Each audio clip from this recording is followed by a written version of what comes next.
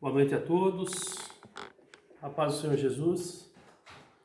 Quero compartilhar uma palavra com os irmãos, que está no livro do profeta Jeremias, capítulo 31, verso de número 17.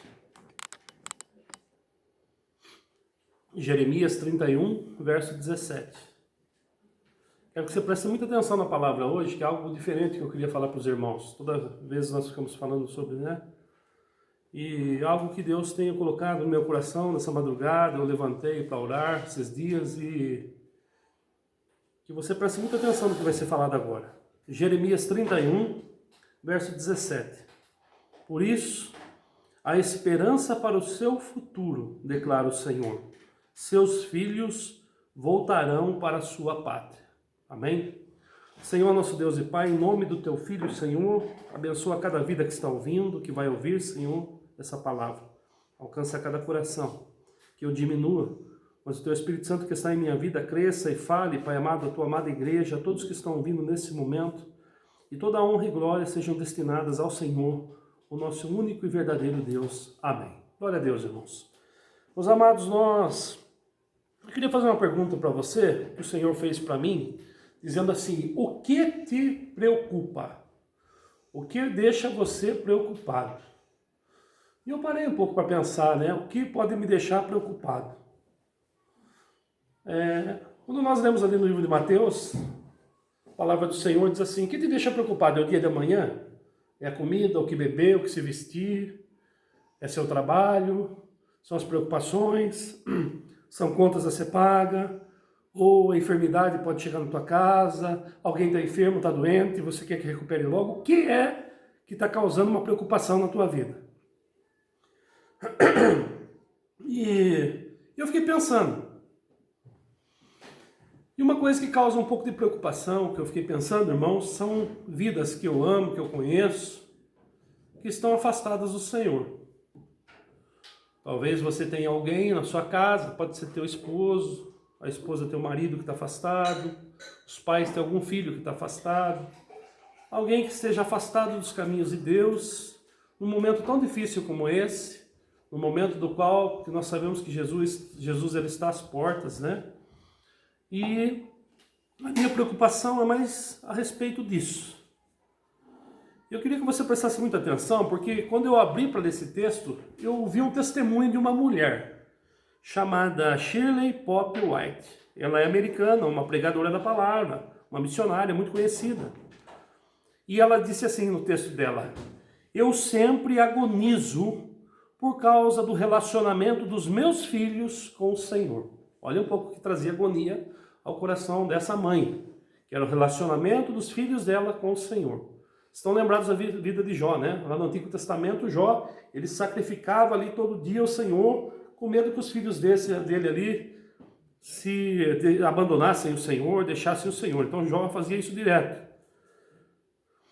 E ele diz assim, e ela começou a clamar a Deus e perguntar constantemente: quando, Senhor, quando eles voltarão para as suas raízes?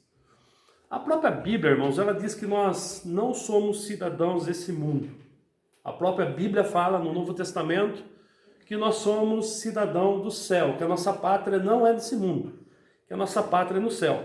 Estamos de passagem aqui nessa terra, por um pouco tempo, alguns por mais tempo, mas aí, o tempo que Deus chamar, acabou, meus irmãos? E a vida, como diz ali no livro de Tiago, meus irmãos, é como um vapor, que aparece e desaparece. E a preocupação maior que eu tenho é a respeito, sim, de pessoas que eu amo, pessoas que estão no convívio comigo, pessoas que eu conheço, que infelizmente estão afastadas, apartadas desse grande amor de Deus. E ela também fazia essa pergunta a respeito dos filhos, dizendo: quando, Senhor, quando eles voltarão? E numa das manhãs, ela estava orando ao Senhor, e nessa oração, é óbvio, houve um diálogo dela com o Senhor. E ela deixa bem claro assim: e nós começamos a dialogar na minha cabeça, ou seja, aqui, no nosso entendimento, Deus fala conosco. E ela disse assim: Senhor, tu disseste para eu educar os meus filhos no caminho do qual deviam andar, ainda estando velhos não se desviariam dele. E ela ficou por um momento quieta e o Senhor respondeu assim para ela: mas o que é ser velho para você? E ela ficou pensando naquilo. Ela diz assim: pensei um pouco. Quando a criança atinge a idade da razão, 15, 16 anos, e não houve resposta de Deus, foi um silêncio. Então ela pensou mais um pouco e diz assim: Senhor, quando ela completar 21, 25, 35, e houve um silêncio novamente. E ela disse assim: Senhor, eu quero ver cada um dos meus filhos pertencendo a Ti inteiramente. Será que eu viverei até lá? Há esperança para o meu futuro? E ela então abre a palavra do Senhor, justo nessa parte, Jeremias 31, e que os filhos do Senhor voltarão à sua pátria. Então, logo, ela pensando isso, ela disse assim: Senhor, olhe só para as prioridades deles. São prioridades materiais, esportivas, divertimentos, casamentos, passeios e tanta coisa. Irmãos, olha, eu tenho filha jovem também, vocês também têm, muitos têm. E muitas vezes a gente acha que deixando o filho perto da gente, a gente acha que o filho está perto de Deus. E não é só isso. Muitas vezes o filho pode estar muito pertinho de você, mas tão distante de Deus. E você ensinou, e você falou tanto para ele, e você falou tanto para essa criança, e ela foi crescendo ao teu lado, e você falando de Jesus, e falando, e parece que nada adiantou. Talvez hoje a prioridade de muitos jovens, quando a gente começa a falar muito para eles, o que acontece? Eles se estouram e falam assim: chega, não quero mais ouvir falar disso, eu sei, eu já conheço, e eles conhecem mesmo e sabem, pode ter certeza disso.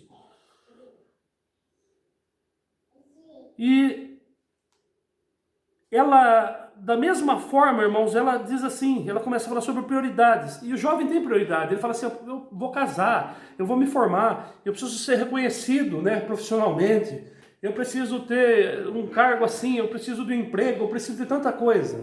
E isso nos faz um pouco, irmãos, distanciar de Deus, porque nós estamos dando prioridades às outras coisas. Eu não estou falando aqui que não é importante se formar, não é importante nada, lógico que é importante casar, tudo isso é importante. Mas a maior importância da nossa vida é o que vai depois ou além dessa vida, que é a vida eterna, onde você vai passar a tua vida eterna. E ela estava falando para Deus isso: Senhor, a prioridade deles não é o Senhor, são outras coisas. E o Senhor respondeu para essa mulher dizendo assim: a minha agenda não é igual à sua agenda. E ela disse: fiquei sem respostas, mas as minhas próprias palavras ficaram fazendo eco nos meus ouvidos. A esperança para o meu futuro. A esperança para o meu futuro. E o texto que nós começamos hoje aqui diz assim: a esperança para o seu futuro. Graças a Deus. Porque os filhos do Senhor, eles voltarão para a sua pátria, ou seja, voltarão ao convívio, voltarão a ser terra do Senhor. Meus filhos retornarão para o Senhor. Meus filhos retornarão dentro da agenda de Deus. Amém? Então é essa, irmãos, a resposta que ela teve do Senhor. E nós podemos falar muito a respeito disso, porque o texto, aqui perto também em Jeremias, diz assim: e assim diz o Senhor que fez os céus, que fez a terra, que formou e afirmou, seu nome é o Senhor. Clama a mim, e eu responder-te-ei, e lhe direi coisas grandiosas e insondáveis que vocês não conhecem. Talvez, sabe o que está acontecendo? Nós estamos falando tanto de Deus para a pessoa, que ela, às vezes ela não quer escutar. E ontem nós estávamos ouvindo uma pregação, eu com a minha esposa, uma pregação curtinha, e ela diz assim: mas como falar para os outros deles se eles não querem ouvir? Se eles não querem escutar? E a palavra diz aqui: clama a mim. Talvez não seja mais o tempo da gente ficar falando para eles e Deus, e sim para Deus sobre eles. Ou seja, a nossa intercessão e oração tem que ser direta a Deus e falar: Senhor, alcança. Senhor, envia alguém para que mude a situação, o aspecto do qual os meus filhos, os meus queridos se encontram, meu esposo, minha esposa, e assim. Por que tudo isso eu falo para vocês, irmãos? Porque a palavra do Senhor diz em Isaías: porque os meus pensamentos não são os seus pensamentos, nem os meus caminhos, os vossos caminhos, declara o Senhor. Porque assim como os céus são mais altos do que a terra, também os meus caminhos são mais altos do que os vossos caminhos, e os meus pensamentos mais altos do que os vossos pensamentos. Ou seja, Deus, ele tem a resposta, o plano, o horário, tudo certo na agenda dele. Deus tem sim a resposta. Deus tem sim a solução para todas as coisas. Ele tem. Talvez a gente está lidando com um povo hoje, irmãos, que não estão prontos ainda, que estão de uma certa forma querendo se afastar de Deus e achando um caminho, mas a palavra de Deus diz que há um caminho para os homens que pareça direito, mas o fim deles são caminho de morte, ou seja, de separação com Deus.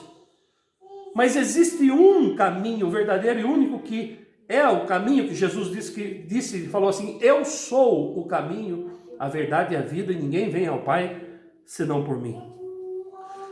Para vocês só prestarem atenção um pouco, no livro de Oséias, capítulo 7, a palavra do Senhor diz no versículo de número 8, Efraim. E quando diz a respeito de Efraim, ele diz a respeito de um dos povos do Senhor, um dos povos mais novos. E vou chamar a atenção como Efraim sendo um jovem.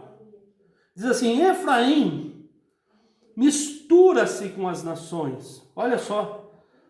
Todos eles se esquentam como um forno, devoram seus governadores. Efraim mistura-se com as nações.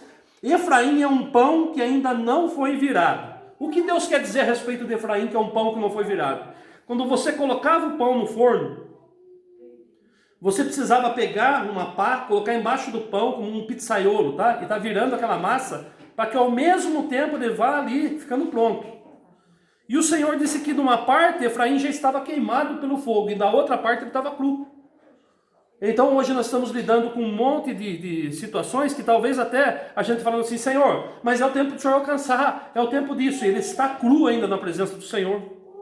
Mas Deus está tratando, irmãos. Deus, de uma forma, ele não perdeu o controle das coisas. Mas a situação que eu e você temos agora é de clamar ao Senhor. Esquece dessas vidas aí de falar para eles a respeito. E fala para Deus a respeito deles.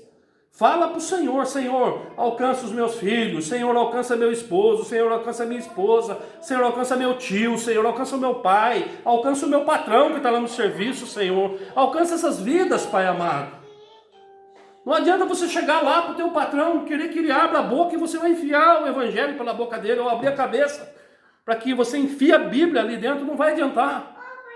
Mas se você começar a clamar a Deus para isso, se ele não estiver pronto, irmãos, porque diz assim, ó, Efraim é que uma pomba facilmente enganada, sem entendimento. Ora, às vezes apela para o Egito e às vezes apela para a Síria. O que quer dizer o quê? Que a busca de ajuda de Efraim estava nos inimigos de Deus. Ele falou assim: vou buscar ajuda ali com o Egito, vou buscar ajuda com a Síria. Mas esquecia de pedir ajuda para Deus. Assim são várias pessoas que estão no nosso convívio, do nosso lado, no dia a dia das nossas vidas.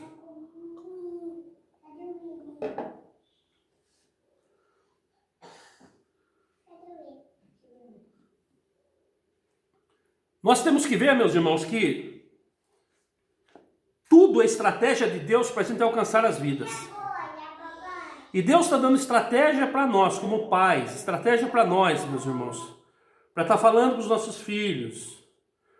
Porque, olha só um pouco, existia um jovem que foi atrás de Jesus e falou: Senhor, eu quero participar, eu quero estar junto aí. Mas quando Jesus falou algo para aquele jovem, acerca de toda a riqueza que ele tinha, ele se entristeceu e saiu de perto de Jesus. Quer dizer, as prioridades desse jovem eram outras. Ele falou assim: se apertar meu calo eu volto lá, eu ajudo, eu tenho isso e aquilo. Muitas vezes pessoas hoje querem servir a Deus dessa forma. Se imagina um pouco assim, ó. Se você fosse a pessoa mais abençoada da terra, você vai no culto todo dia, você ora a Deus, você tem um carro da melhor marca, você tem 2, 3 casas, você tem uma casa na praia, um sítio, as pessoas iam olhar para você e falar assim: nossa, eu quero também o que você está fazendo. Eu vou para a igreja, eu sirvo a Deus e tenho essas coisas de Deus. Mas com Deus, essas coisas não são relativas, não tem nada a ver com o Senhor. Deus está falando de algo muito maior, que é a vida eterna.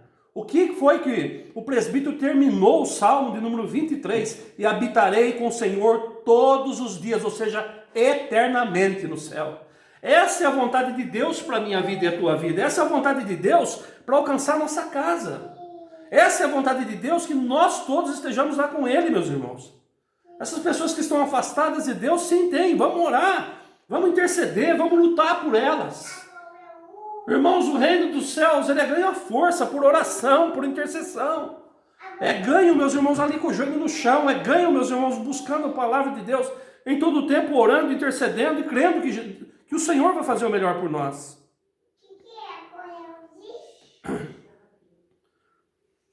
Muita gente diz assim, mas quando eu tiver uma situação melhor, olha que coisa boa, vai ser, eu vou estar bem. Eu tenho minha conta azul, minha casa paga, os meus 2 carros ali na garagem, desse jeito. Daí eu vou fazer tua obra, Senhor. Deus não precisa disso para fazer a obra. Não precisa.